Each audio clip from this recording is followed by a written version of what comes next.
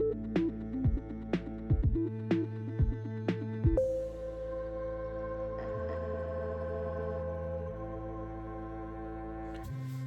guys, welcome back to Release the Craftin. Priscilla here with a little quick share for you guys. I have added some freebies to my blog, so they're up there right now as I am talking to you. If you're watching this, they're there. It's on releasethecraftin.com. Check it out. We got some things. This is sort of a dry run for the things that I talked about in my shop update video. If you watch that video, you'll know that I was talking about having more witchy offerings for you guys, and I was trying to think of ways to do that. I also wanted to add more freebies to my blog for you guys to use that weren't like conditional on challenges. So this is like me testing the waters to see how I feel about these kind of freebies, as well as sort of a dry run for Patreon. So this would be like the stuff I would release to everybody, and then I would go deeper into these topics on a Patreon. If that's something you were interested in, stay tuned, watch the video, and then let me know. And I'll know where to go. But what I thought would be fun is to, as I'm sort of progressing through my magical year, to come up with some freebies that I can give to you guys. My goal initially is to sort of roll them out with the Sabbats. So this is pre-in bulk, and I think it's a good time for this type of work. It's what I'll be doing, so I thought it would be fun to share for the season, but I don't know if I'll stick to the Sabbat schedule or just like my personal witchy schedule. But yeah, I came up with a sheet of prompts and ideas on how to be a soft witch for the month of February, at least, because that's the time that I plan on doing it. And they're available for you to print out, store in your Book of Shadows, keep for when you feel like you need some soft witch energy in your life.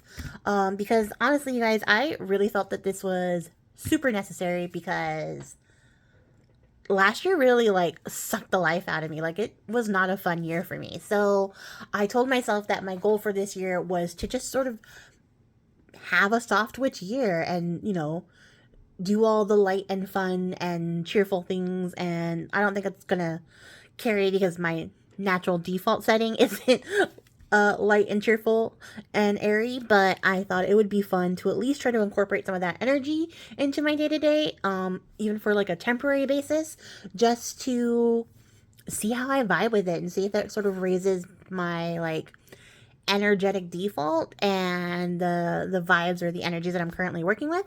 So I thought it would be fun to share with you guys some of the things that I'm going to be doing in this little worksheet format. And then, you know, if you're not personally going through this journey yourself, you have this for a rainy day when you're like, you know what, I actually could stand to be a little bit kinder to myself, or have a little soft witchy period. Let me try some of these and see. Like, it's there. It's a resource. It's available. And you don't necessarily have to be a witch to do these things. Only a couple of them are like witch specific, but the rest are pretty accessible and open, and I think work really well, especially for witches who might still be in the closet, because it's not that strange. For example, let me just say an example. One of the first ones here is to work with the energy of the color pink, which I put the correspondence for, which is happiness, self-love, gentleness, and kindness, and incorporate pink into your home or work environment where you can see it every day. And that's something that nobody will know you're doing witchy shit. And even if you're not a witch, it's not a witchy thing in particular to just have something pink that you add to your space, and like chill out and just, you know, enjoy the color pink. And I know like some of you guys are probably like myself and weren't necessarily or aren't necessarily pink girlies. I have since embraced the color pink. I have moved on. We're friends now. But trust me, try this. And even if it's something as simple as just getting a pink crystal, or like, you know, a pink pillow, something that you could fit into your space comfortably that isn't like super, super obvious or like off-putting. But if you want to be like really loud with your pink item, definitely do that. Like, go where your heart takes you when it comes to your pink item. And if you don't have something that you can like add. You can always go to the thrift store or the Dollar Tree and look for something there. You can go like on a whole magical scavenger hunt to find something pink and incorporate that. The time is nigh. It's Valentine's Day soon, so pink is in abundance. This is a great time to go hunting for it. But yeah, pick up something pink, pop it in your space, whether it's your workspace or your home space, and then just remember every time you look at it what pink actually represents. You know, this happiness, this gentle feeling, this kindness to yourself, and just be reminded of that. And it's a really cute way to pick up a really cute accessory or something fun that you can add into your space that nobody knows. So even if they comment like, oh, that's a weird random pink thing that you picked up on your desk, you can just be like, yeah, I thought it was cool. And no questions, because who's going to argue with you? Like, whoever argues with you about adding something pink to your house, red flag, out the door. Because it's your house, it's your space, it's your desk. You can put something pink on there if you want to. So try that out. Try a bunch of these other prompts. There's a lot of fun stuff in here, like writing yourself a love letter, trying a really sweet treat and taking a moment of mindfulness to sort of really observe what you're putting in your body, how it tastes, how you feel eating it. There's some like activities to charge accessories and makeup on your altar or your witchy spaces, and just put them on and see how you feel about it. There's some goofy ones in here, like drawing hearts on everything that you like touch for the day. Try these out. I think they're going to be really fun. I'm going to try them, and if I have any that I think can be photographically documented, I will share that with you guys. But otherwise, yeah, I'm just gonna try a couple of these as I go through the month. Anytime I'm like, the vibe is a little bit low, I'm gonna try one of these. I don't know what that was. Shenanigans outside, but yeah, I'm gonna try these, and this is here for you guys to try. It's available for you to use all year, you know, whenever you feel like it. Try the soft witch challenge, or not challenge, try these soft witch prompts and see about just bringing a softer, witchier side to your regular magic, because I know like some of you guys are probably way deep into your craft. Some of you are probably chaos magicians. Some of you are probably like swamp witches, and you're like, what? Soft witch? Pink? I don't understand. I don't think that's for me. Just do it. Just try. What's the worst that happens? You have a pink thing in your house. You ate a really good chocolate bar.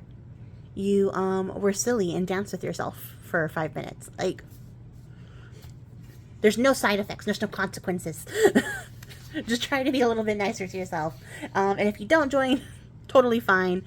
If this isn't for you, also fine. It's not an obligation. It's just a freebie. And my next freebie is my blank of the year. And by blank of the year, I mean whatever the heck you want. I work with a lot of different witchy type folks who tell me like what goddess they work with for the year, or what rune energy they work with for the year, or what tarot they work with for the year. That's available for you guys there too. But for me personally, every year, the energy that I choose to work with is the energy of a specific animal. And I usually go by whatever animal I see the most by the end of the year. So when the year starts to wrap up, whatever animal jumps out to me the most and I consistently see, I'm like, that's my animal for the next year. And I work with that energy for the entire year. And I thought it'd be really nice to have like a little space where you can document that, have a reference point of, you know, your yearly workings. And this is what I came up with. So for me, this year, the animal that I'm working with is the raven. I've been seeing them for the last like 8 weeks on like every social media thing, just my regular pop culture media. I see them in person all the time now. So I'm like, all right, I hear you. I see you. I get it. We're working with this energy. And so for me, it would be like my animal of the year, and I would put the name here as the raven, and then just journal about how I came around picking this for myself. So for me, I just saw it everywhere. That's what I went with. For you, it might have been something that you got from a dream or a divination practice. Write that right here. And then I'm going to write down what it means to me, like what I think raven energy means to me. And then I'm going to pop a picture right here of the raven. I made a stamp, which I will show you guys in a video eventually at some point. So I'm going to stamp that in here. I have that here. If you do not have a stamp of the thing that you're looking for, you can draw it if you're artistically inclined. If you're not artistically inclined, draw it anyways. Nobody's looking. Like, it's your own book. Do what you want. If you don't care to do that, you can print out a picture, stick this down here, find a cool digital. I have some available. Stick that in there. And if you don't feel like having a pictorial representation, that you have to print up. I mean, you can always find like a book page, or you can just write Raven or describe whatever it is that you're working with. If you're working with Aphrodite, you can put like goddess of the sea, blah, blah, blah, blah, blah, all the information here. There's a space for you to do that.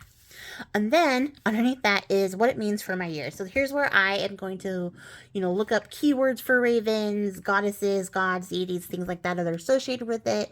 Any information I can find about the raven, I'm going to condense it. I'm going to stick it down here, and what I think this energy I'm going to be working with represents, as well as the impact I think that's going to have on my year. So I have a pretty decent idea for myself what that's going to mean. That's what I'm right here.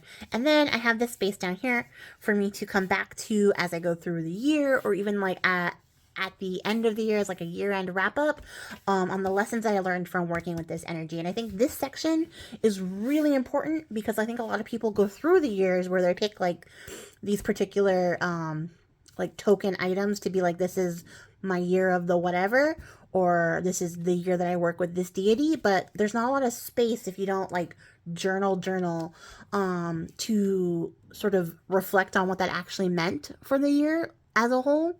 So I think this is like a really big thing, especially for me, to have a place to document like what that actually means, what I learned from it, what I didn't learn from it, if it was transformative in any way. Like, have a place where you can record that so that when you can look back on it as you're going through your books, you can be like, oh, you know what? That year last year was, the Raven energy, and it had this effect on me. And it kind of explains why I ended up here. So it gives you sort of a trackable timeline as you go through the years. And this is going to be available for free on my site.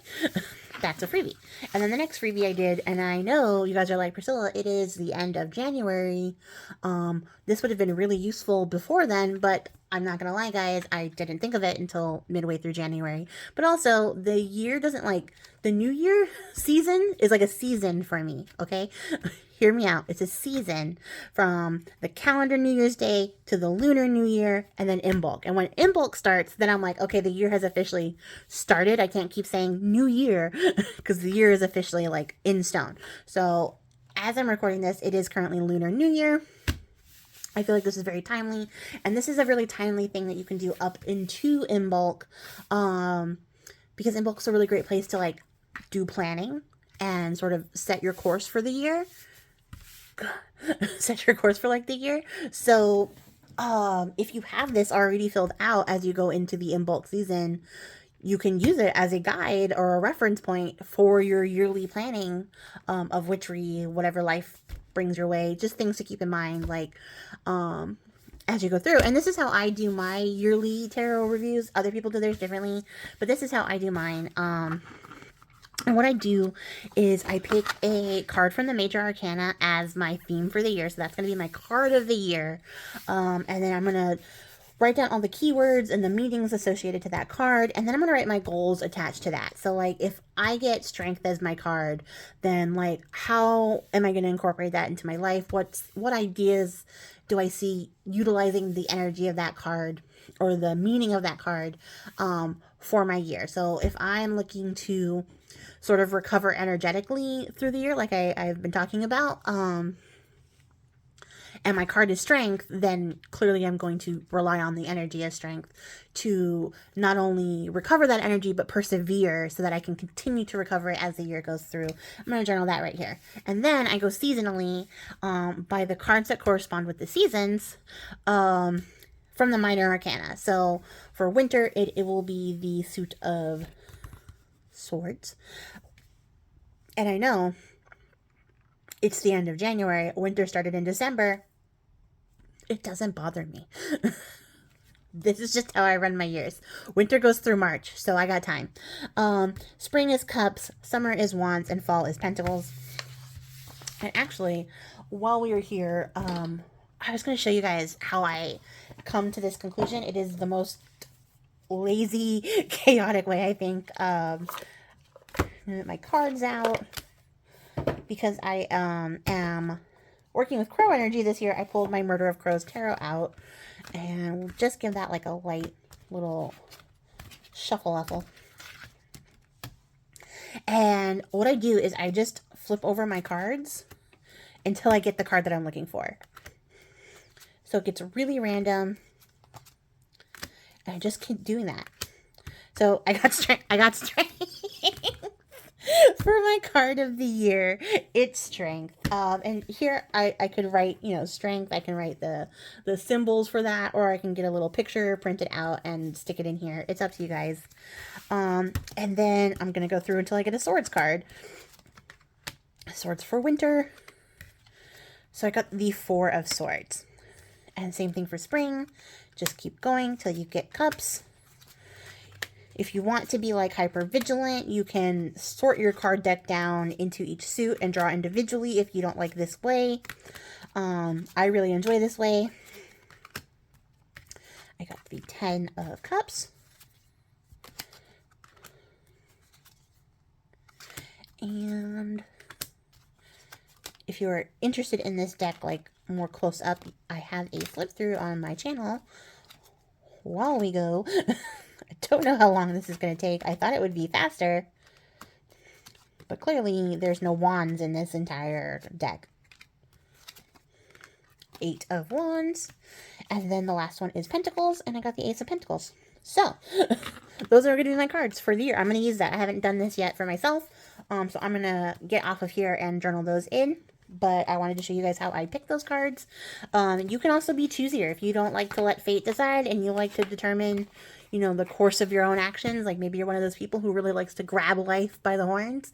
You could always go through and pick out the card that you're going to use yourself. I'm dying because strength was my example, and it's the card that I pulled. Like, I'm going to let serendipity be serendipity. But yeah, you can always do that too. You can always choose your own cards, stick those in there, journal about it, add your keywords and what you think that's going to mean for that season. And this is something you can refer to, you know, as you go through the year. You can always flip back and be like, okay, what was my card for the spring season? Oh, it was the 10 of Cups. What does that mean? And you can continue to use that.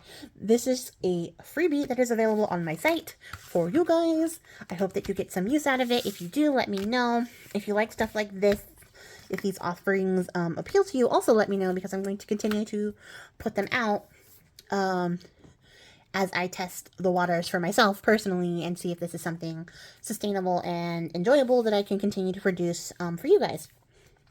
But I hope you get some use out of them. I left the backgrounds blank so that you can print them on like tea-dyed paper if you're a vintage Book of Shadows person, or if you're like me and it doesn't really matter. They're white as well. You can also print these on color paper, but then like be aware that you're printing color onto color, so you're probably not going to get the same results. But they look great on white paper. They look great on tea-dyed paper. They're fun. I'm really enjoying this idea. We're going to give that a shot, see how it goes. I already started, if you can't tell. And I hope you guys enjoyed. Until then, happy crafting, guys. Enjoy your soft witch season. Whether you choose to enjoy these prompts or not, I hope you have a good time. I hope everything is really nice to you. Hope the universe is nice to you for the next month. And I'll catch you guys all in the next one. If you made it to the end, I appreciate your faces. Bye!